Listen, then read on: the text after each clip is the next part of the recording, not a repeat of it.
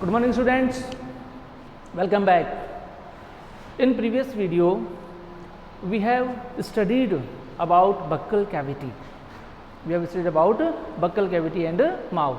Now we will start with pharynx. The next part of alimentary canal is pharynx. Pharynx. Now the buccal cavity opens into a small pharynx. The buccal cavity opens into a small pharynx. The pharynx is the common pathway. The pharynx is the common pathway for food and air. It is common pathway for food and air. The upper part of pharynx is called nasopharynx, whereas the lower part of pharynx is called oropharynx. Nasopharynx and oropharynx.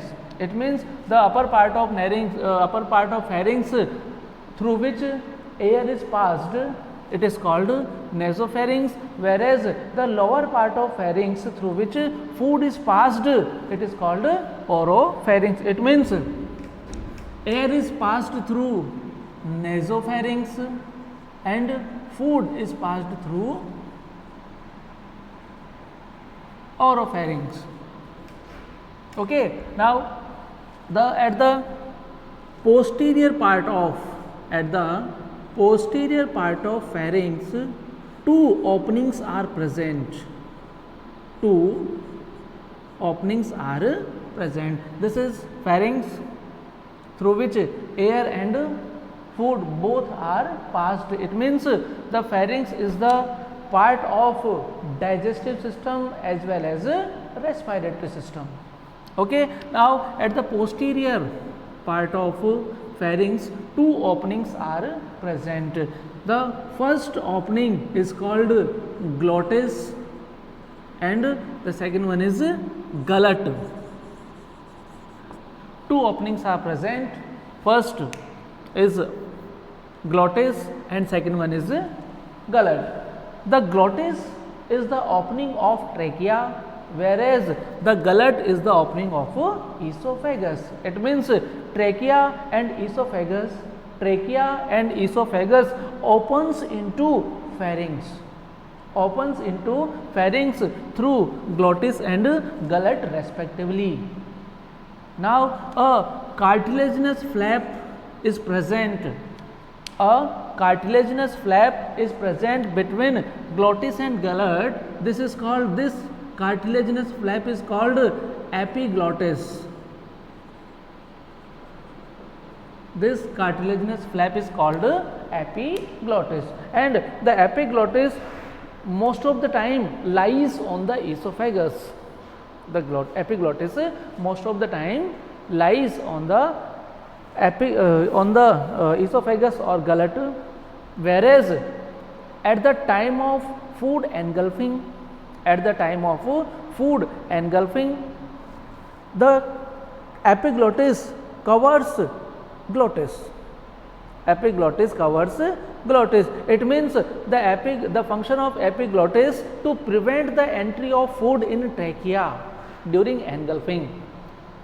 The function of epiglottis is that it prevents the entry of food. In trachea during engulfing. Okay, then this is the structure of what? Pharynx. And after pharynx, the next part of alimentary canal or next organ of alimentary canal is esophagus. Fourth one is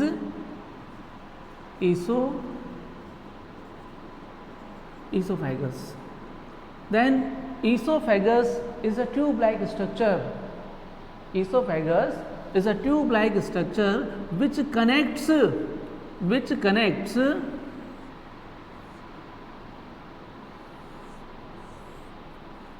which connects pharynx to the stomach. It is a tube-like structure which connects pharynx to the stomach. No digestion and absorption occurs in esophagus. It means its function is to transfer food from pharynx to esophagus. Sorry, stomach. The function of esophagus is to transfer food from pharynx to stomach. Okay, so it and there is no digestion and no absorption occurs in esophagus.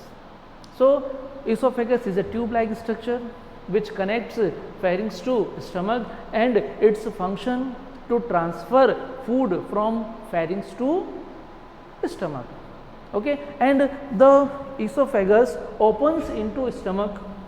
The esophagus opens into stomach through a sphincter called esophageal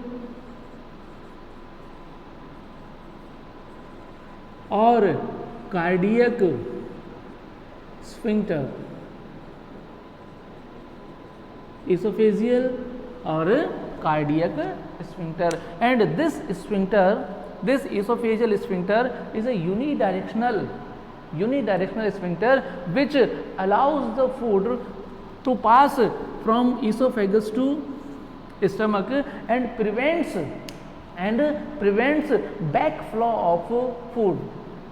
Backflow of food means the food cannot transfer from stomach to esophagus. So the esophagus opens into stomach through a sphincter called esophageal sphincter or cardiac sphincter, and this sphincter is unidirectional. It allows the flow of food from esophagus to stomach and prevents backflow of the food. So it is a tube-like structure. Next part of alimentary canal.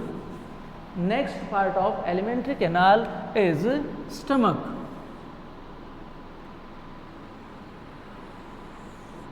This is stomach. Next part of alimentary canal is stomach. This is stomach.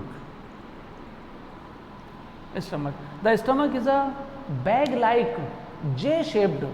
The stomach is a bag-like. Fifth part is stomach. Stomach. It is a J-shaped bag-like structure in which digestion of food occurs, and it means the digestion of protein takes place in stomach, and the stomach stores the food for 4 to 5 hours. It can hold or store the food from 4 to 5 hours, and the stomach is divided into 3 parts. The stomach is divided into 3 parts. The first part is cardiac.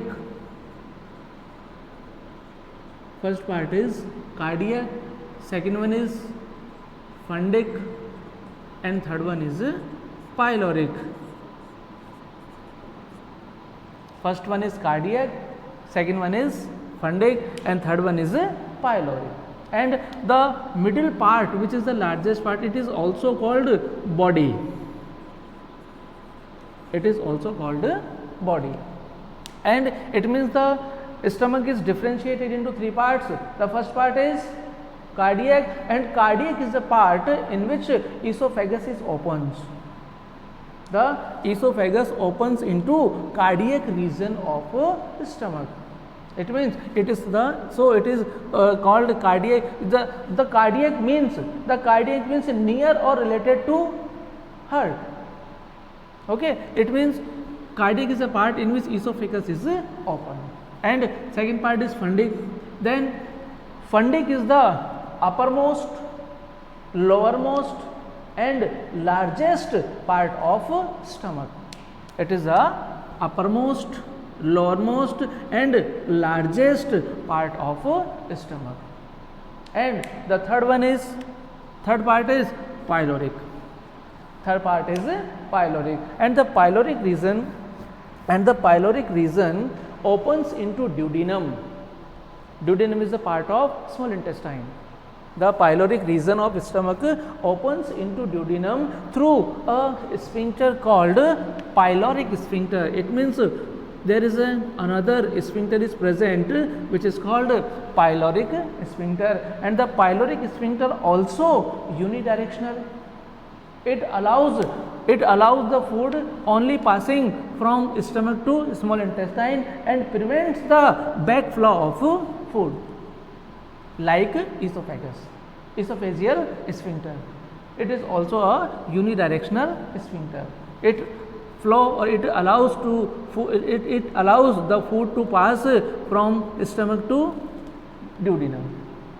Okay, and if we see that the first part of stomach is cardiac, second part is fundic, and the third part is pyloric, whereas the uppermost and the lowermost and the largest part of stomach is fundic region, and the last part and the terminal part of stomach is pyloric, and the pyloric region opens into duodenum through pyloric sphincter. Okay, in the wall of stomach, gastric glands are present. In the wall of stomach, gastric glands are present, and these glands secrete gastric juice, and the gastric juice contains inactive proteolytic enzyme, HCl, etc. Okay, now this is the structure of stomach. Now the next part of alimentary canal is small intestine. After stomach, the another part of alimentary canal is small intestine. Small intestine. The small intestine has less diameter,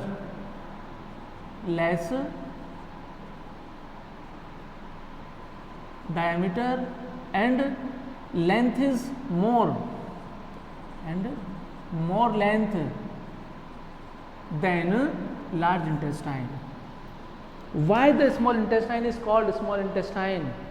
Because the diameter of small intestine is less than large intestine, whereas the length is more in small intestine as compared to large intestine.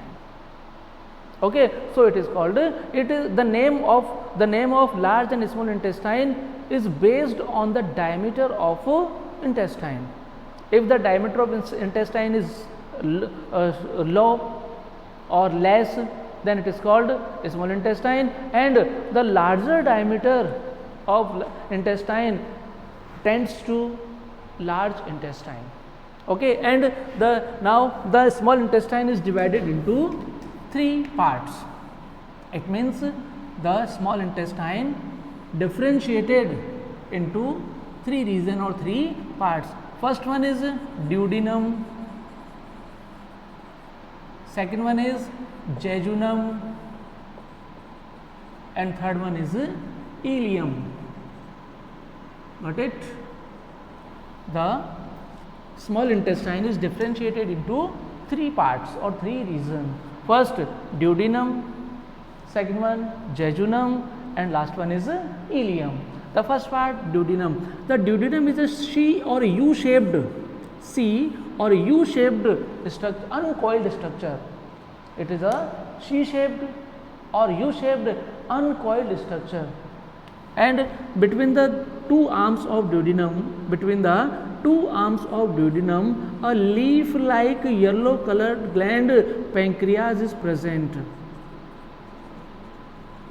It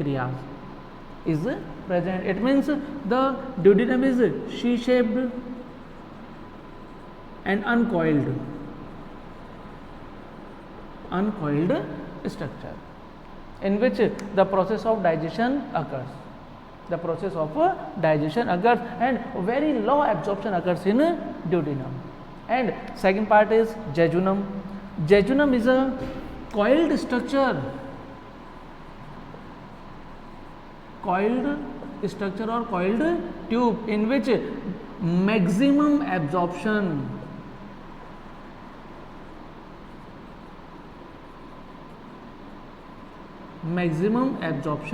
occurs.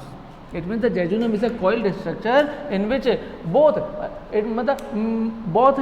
absorption and digestion both are occurs, but maximum absorption occurs in jejunum.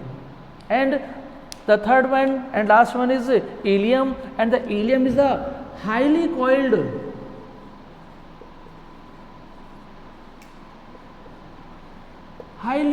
tube, the highly coiled structure of small intestine. And in the ileum absorption occurs, but maximum absorption occurs in jejunum. Got it? It means the small intestine is differentiated into three parts: duodenum, jejunum and ileum. Okay, the duodenum is a C-shaped uncoiled part, and between the both arms of duodenum pancreas is present. It means the pancreatic juice and bile juice poured into duodenum. Second one is jejunum. Jejunum is the coiled structure of small intestine in which maximum absorption occurs. And the last one is ileum. Ileum is a highly coiled part of small intestine. Then this is a small intestine, and the next part is, and the next and last part of alimentary canal is large intestine. Next part is large intestine. Next and last part of alimentary canal is large intestine.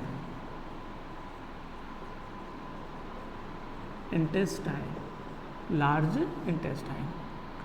Large intestine is called large intestine because the diameter of large intestine is more than small intestine, whereas the length is short.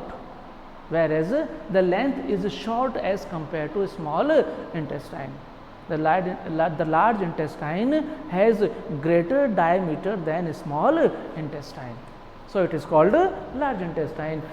Like small intestine, the large intestine is also differentiated into three regions.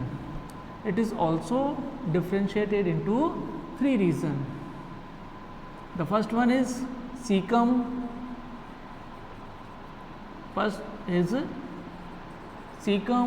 Second one is colon, and the third one is rectum. This large intestine differentiated into three regions: cecum, colon and rectum. Then cecum, first like this. Cecum is a small bag-like structure. This is, I will draw it.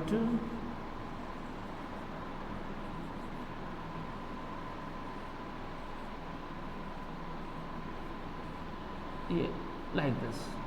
This is large intestine. The first part is cecum. This is colon, and the last part of alimentary canal is rectum. And the rectum opens out of the body through anus. Now, the first part of large intestine is cecum. Then cecum is a small bag-like structure in which ileum is opens. Ileum is opens through a wall called ileocecal valve.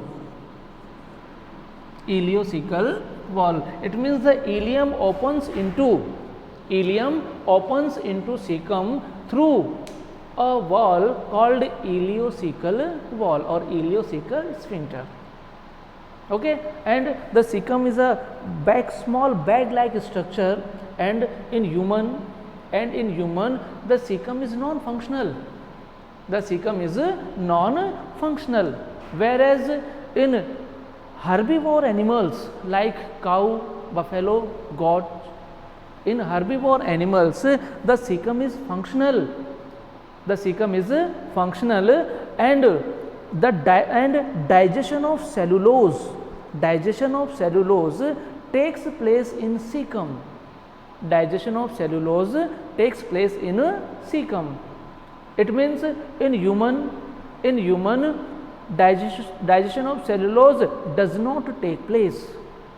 Digestion of cellulose does not take place, and a small tube is also attached with the cecum, and this small tube is called vermiform appendix. Vermiform appendix. This is vermiform appendix. Then vermiform appendix is a tube like structure which attached with the cecum. In human, the vermiform appendix is a vestigial organ. The vermiform appendix is a vestigial organ, whereas in herbivore animals it is highly developed. And in vermiform appendix a symbiotic bacteria lives.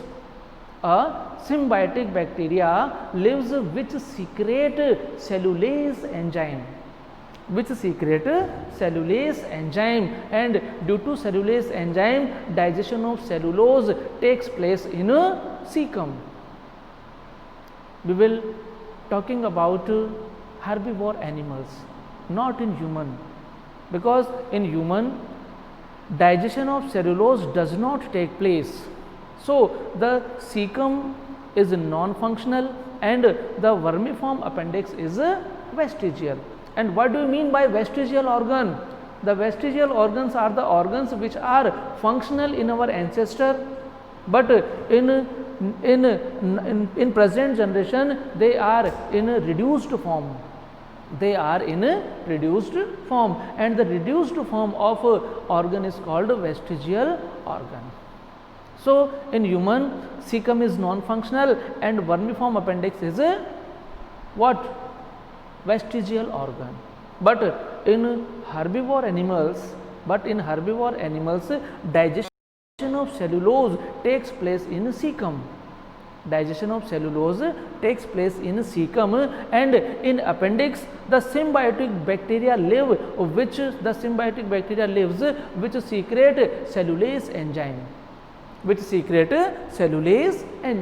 And the digestion of cellulose takes place in cecum by the presence of cellulase enzyme. It means the cellulase enzyme cannot secrete by any kind of gland, digestive gland.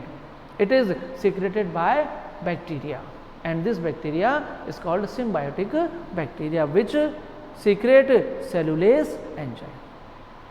Okay, this is the cecum. Now the second part of large intestine is called colon. Colon is the largest part of large intestine. It is differentiated into three regions. First one is this one, ascending colon.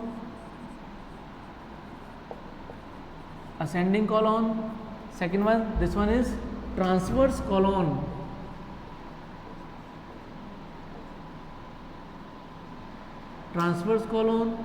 And third one is descending colon.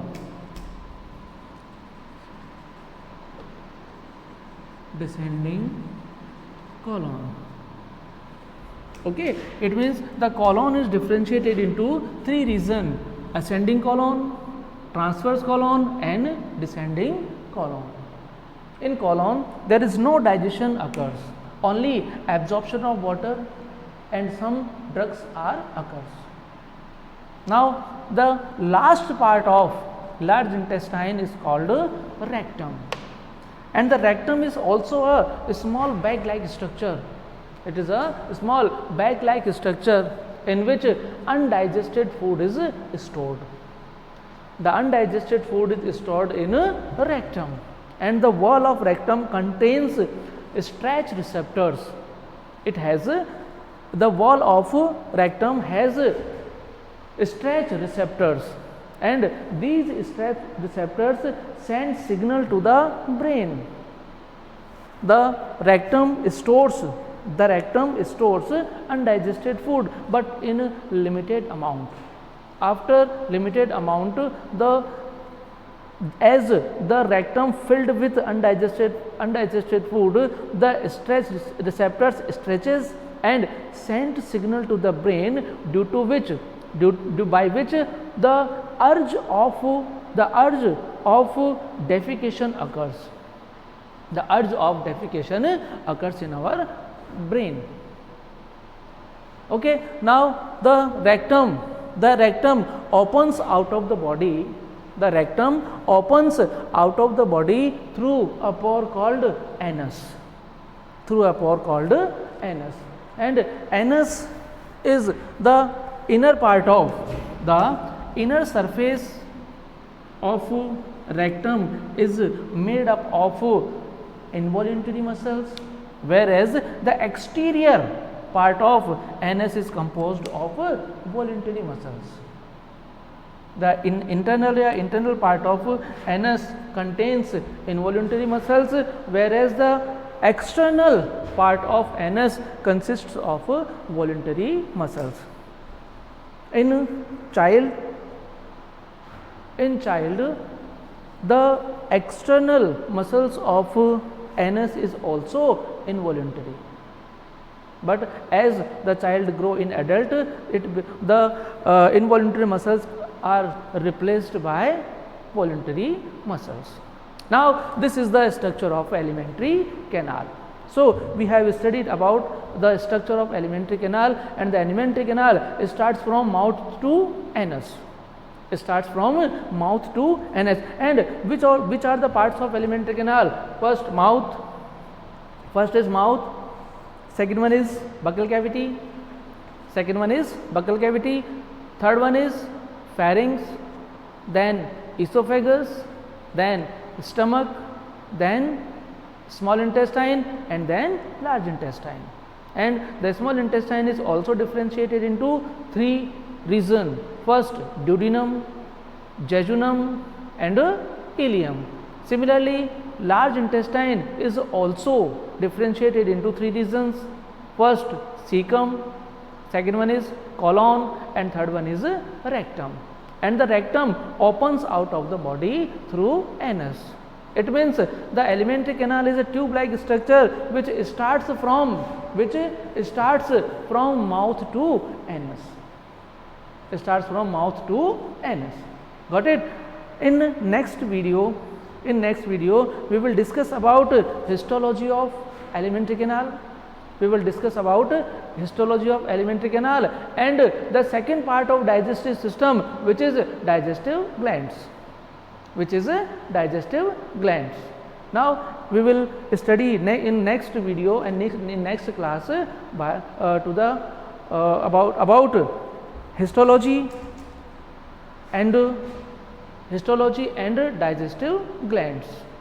And the histology, what do you mean by histology? Histology is a branch of science in which we study about tissue.